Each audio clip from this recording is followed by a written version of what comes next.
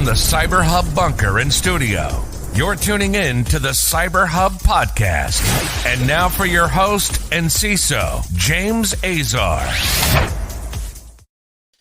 Well, good morning, everyone. Welcome to another episode of the CyberHub Podcast Practitioner Brief. We've got a packed show this morning as we wrap up Patch Tuesday, so we're going to get right into this morning's show. But before we do that, before we get started today, if you haven't subscribed to the podcast, please make sure to do so.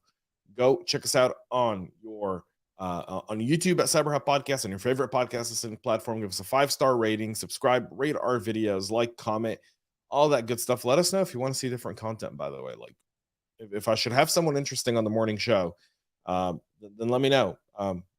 We had George Feeney on last week. I'm planning on having a few more people on over the next several weeks. So let me know. Love to have more people on as well.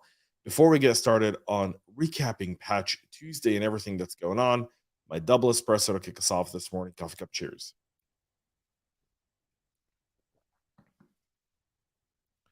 Let's get into our Patch Tuesday recap with Adobe releasing security patches for 29 documented vulnerabilities across multiple enterprise-facing products and warned that attackers could exploit these bugs to take complete control of vulnerable machines.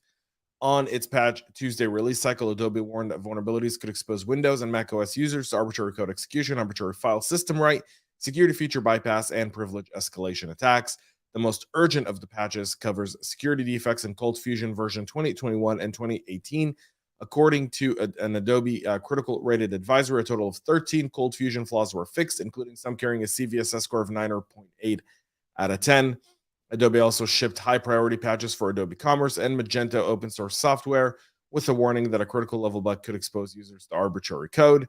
So you want to get all of your Adobe products, including Reader and Acrobat, all patched today. Microsoft released their Patch Tuesday. 90 security defects were addressed in their Patch Tuesday across a whole suite of products, including a new zero-day with no fix yet. The zero-day, which we've been talking about, the Exchange zero-day, is still out there. There's also the CVE 2022-41033, which affects the Windows Com Plus event system service and has been exploited in elevation of privilege attacks, suggesting was used as part of an exploit chain detected in the wild. The latest zero-day was reported anonymously to Microsoft, and a warning comes less than a month after Microsoft security response team scrambled to issue mitigation for a pair of Exchange flaws, which they just fixed a few days ago with better instructions.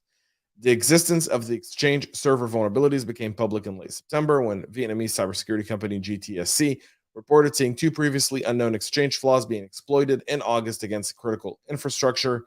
So part of the October patch of Patch Tuesday updates, there's 85 security defects in the Windows and OS's components and a dozen flaws addressed in Edge. So you want to make sure you get those updated as well. SAP is patching critical vulnerabilities in commerce, manufacturing, execution products. So German enterprise software maker SAP released 15 new security notes on its October security patch day, including 2 hot news notes dealing with critical vulnerabilities. The company also updated 2 previously released security notes.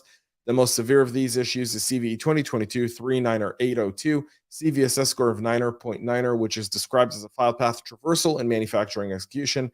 The bug impacts Work Instruction Viewer and Visual Test and Repair, 2 plugins for displaying work instructions and model. The second critical vulnerability, CVE 2022-41204, with a CVSS score of 9.6, impacts the SAP Commerce login form and could lead to account hijacking through URL redirection. So you want to get those addressed. SAP, if you're using SAP or ASAP. See, trying to be smart here. Play words this morning. All right. ICS Patch Tuesday. Siemens, Schneider Electric all released 19 new security advisories. Siemens released 15 of those that cover 24 security holes. The most important of them appears to be CVE 2022-38465, which is related to a global cryptographic key not being properly protected. A threat actor could launch an offline attack against a single Siemens PLC and obtain a private key that can lead to a compromise that entire product line. That's on the Siemens side. And on Schneider, they released 4 new advisories covering a dozen vulnerabilities.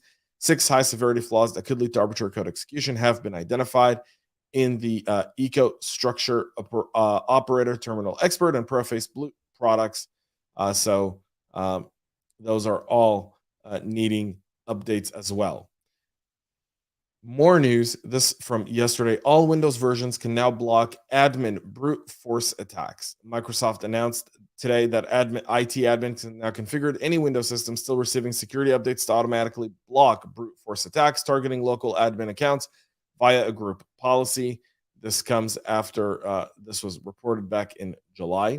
As a result, Windows 11s where the policies toggled on automatically lock user accounts, including admin, for 10 minutes after 10 failed sign-in attempts within 10 minutes.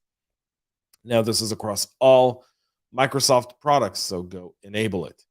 And finally, the Vmware Vcenter Bug that we disclosed last year is still not patched. CVE 2021-22048, which was found by CrowdStrike, Sierron, Ziner, and Sagi Scheinfeld in the vCenter server's IWA integrated Windows authentication mechanism, is still unpatched almost a year later. The vulnerability itself is a high-severity privilege escalation vulnerability. And so VMware says that this flaw can still be exploited by attacker using a vector network adjacent to the targeted server as part of a high-complexity attacks requiring low privilege and no user interaction. However, NIST NVD says CVE 2021-22048 entry says it's exploitable remotely in low-complexity attacks as well. So keep that in mind, folks. There's a workaround until the patch has been released, but it's been nearly a year. So I wonder when this patch is going to be out. You can see all of this in the show notes and in the comments below. Folks, that's it for the show today. We'll be back with a whole lot more tomorrow. Until then, have a great rest of your day. And most importantly, stay cyber safe. We love feedback, so make sure to connect with us on social media and subscribe to our podcast on your favorite podcast listening platform.